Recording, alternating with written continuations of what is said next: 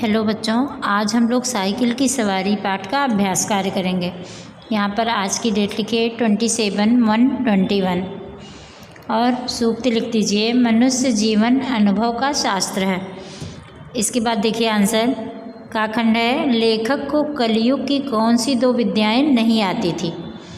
Harmonium बजाना और cycle चलाना, दो विद्याएं लेखक को नहीं आती थी। लेखक ने खुले मैदान की तलाश क्यों की? साइकिल चलाना सीखने के लिए, क्योंकि अगर खुला मैदान होता तो सीधे वो चलाते जाते, उनके टकराने या गिरने का कोई भय नहीं होता।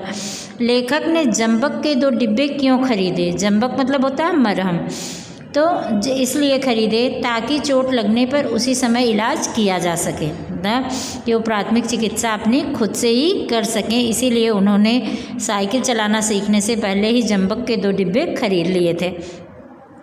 इसके बाद देखिए बहुविकल्पीय प्रश्न, जिसके 4 विकल्प दिए गए हैं, जिसमें से कोई एक सही है उसको आपको टिक कर देना है। लेखक ने अपनी स्त्री को मरम्मत करने के लिए क्या दिया? कपड़े दिए, यहाँ पर टिक करेंगे। लेखक ने साइकिल सीखने के लिए उस्ताद को कितनी फीस दी? 20 रुपये। घर से निकलते ही किसने रास्ता काट दिया? बिल्ली ने, तो यहाँ पर टिक कर देंगे।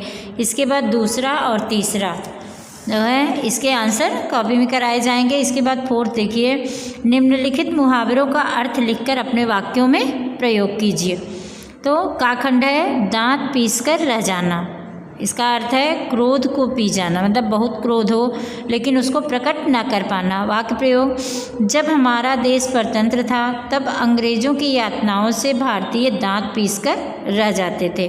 सिर मुड़ाते ही ओले पड़ना, कार्य का आरंभ होते ही बिगड़ जाना। वाक्य प्रयोग, सेठ जी ने नया कारखाना स्थापित किया लेकिन उसमें कुछ ही दिनों बाद आग लग गई, इसे कहते हैं सिर मुड़ाते ही ओले पड़ना। इसके बाद तीसरा है हाथ पांव फूलना, इसका अर्थ है भयभीत हो जाना। वाक्य प्रयोग, जंगल में शेर को देखते ही हर्षित के हाथ पांव फूल गए। ठीक है, तो इसी तरह से आप लोग जो है अपनी बुक में ब्लू पेन से ही भर लीजिएगा एक्सरसाइज। ओके।